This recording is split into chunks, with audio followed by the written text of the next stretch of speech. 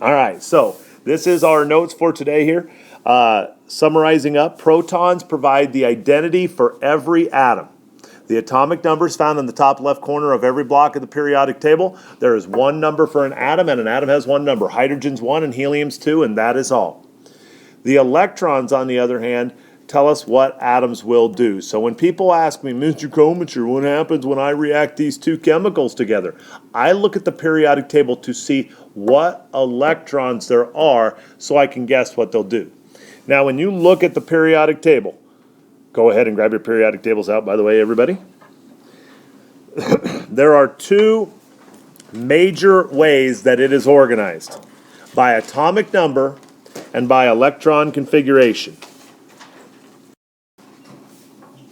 As you look at kind of my bad sketch of a periodic table up here, you will notice that if we go with atomic number, you can see that the periodic table is written like a book. 1, 2. Then it goes 3, 4, 5, 6, 7, 8, 9, 10, 11, 12, so on and so on. And then it goes, it's just like reading a book. It's left to right, it's top to bottom, and the numbers are in order. But I wrote down below it a sample of a great book. A dog has fleas. A dog has lots of fleas that like to dance and sing. None of you ever read a book that has giant spaces in it. Would you agree? So the electron configuration is the second way that the periodic table is organized, but it is not like a book because it leaves spaces. So we need to figure out the electron configuration. This table is organized by electron configuration. So that leads us to the quantum numbers today. We are going to work to find the 4 quantum numbers for every atom. The puzzle piece that every atom fits into this giant puzzle on the periodic table. It may look a bit overwhelming, but I think you'll be surprised on how easy it is, plus the fact that you do not have to memorize anything. I will let you use your notes on this. On Friday when we take the quiz, you'll see the worksheet that I'm going to give you and I will let you use. If you were writing anything down, you'll see those values of 1 through 7. You'll pick one of those numbers. The sublevel L will be 0, 1, 2, or 3. You will pick one of those numbers. Depending on the area of the periodic table, you will pick one of these numbers from this set right there. And finally, the last one, you'll have a 50-50 shot and pick one of those two numbers. So let's go to your periodic tables and let's look and see if we can find some answers. We're going to pick an element on here and we're going to use it as our example.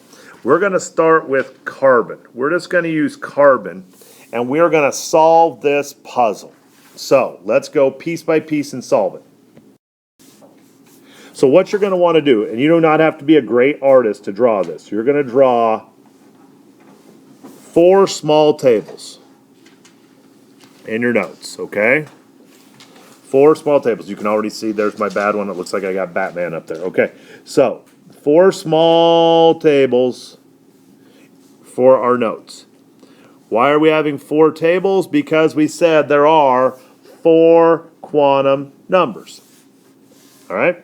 So we're going to work on the first quantum number, which is n. If you want to jot this down in your notes, it's usually pretty helpful here to have 4 periodic tables. And let me show you what I'm talking about here.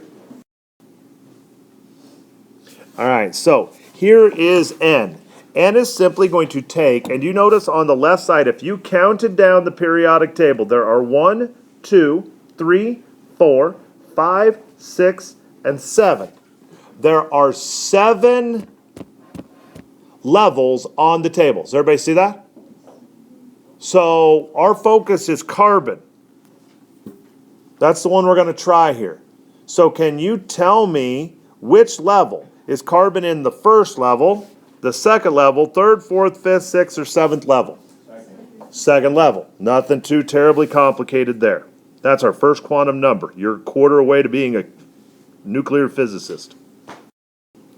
The second one then is kind of like when you give a street address. You know how when you give a street address, you've got cross streets? So like if you live, like the high school's at, Delaware and the crossing of 15th Street. right? That's cross streets. Well, it's no different here. We need to have cross streets. So we said the first one was going across, but the second one is splitting this into 4 blocks. There is the initial block over here on the left. There is the block far over on the right. Then we drop down to the block in the lower middle here, and then down on the bottom. The periodic people, not me, have assigned the numbers 0, 1, 2, and 3 to those areas. Go ahead and draw that in your mini periodic table.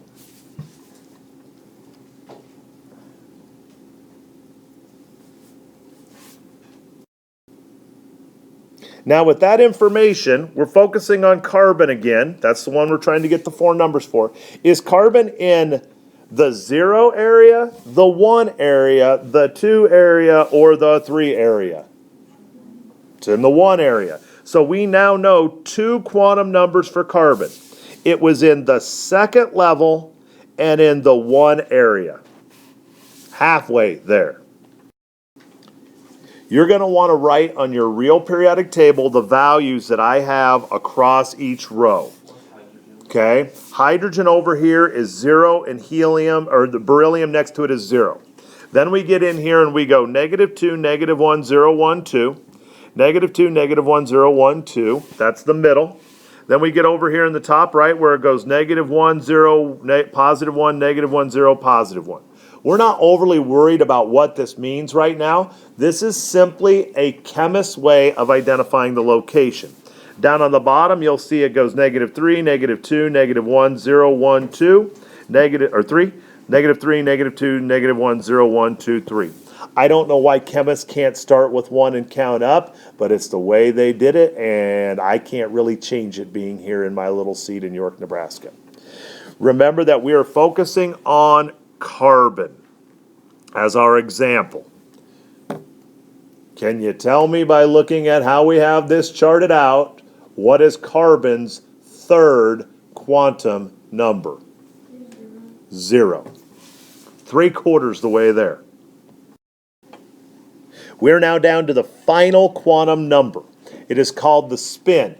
And basically, if you noticed, everything before was in pairs. There was 2 -1s and 2 +2s and 2 zeros. So now to differentiate between those two, we have to split everything up into negative and positive 1/2. So looking at each one of the blocks, and if you remember 4, this was the 0 block, the 1 block, the 2 block, and the 3 block. Everybody remember that?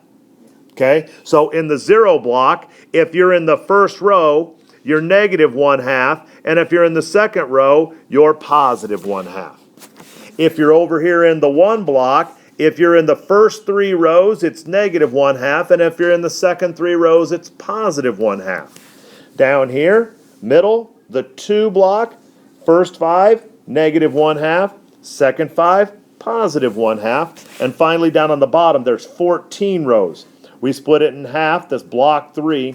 The first 7 are negative 1/2, the second 7 are positive 1/2. That gives our friend carbon up here its 4th quantum number, which would be negative 1/2.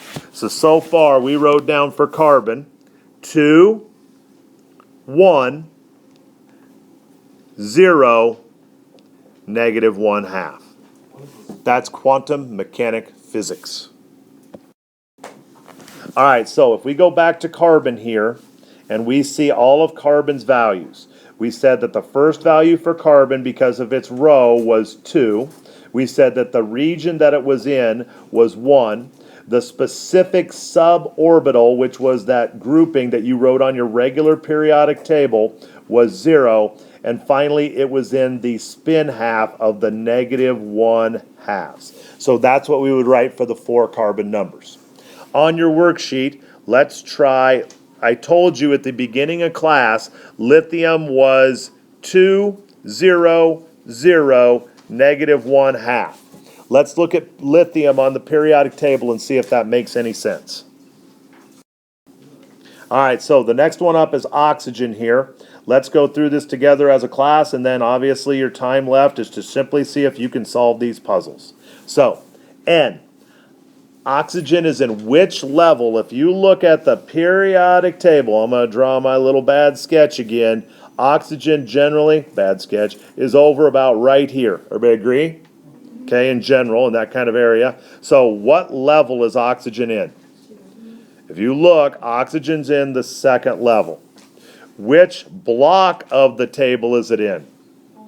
It's over here in this block, which was the 1, same as nitrogen. It's in the same block as nitrogen, same row as nitrogen, so the first two numbers are the same. But what about M? Which one of those little subparts did it fall into? -1. So oxygen is in the -1. And so you'll see where nitrogen, if you look up here, nitrogen and oxygen now vary there. Or excuse me, carbon and oxygen now vary. Then the last one is the spin. Is oxygen in the first half or the second half? Is it in the first half or the second half? Look where oxygen is on that last one. It's in the second half, which makes it plus 1/2. Give your best effort here. There are 1, 2, 3, 4, 5, 6 more. Do what you can. I will work with this tomorrow. This will make more sense. This is the first half to this puzzle. The second half tomorrow, this is the 4 Q's. The second half tomorrow is electron configuration.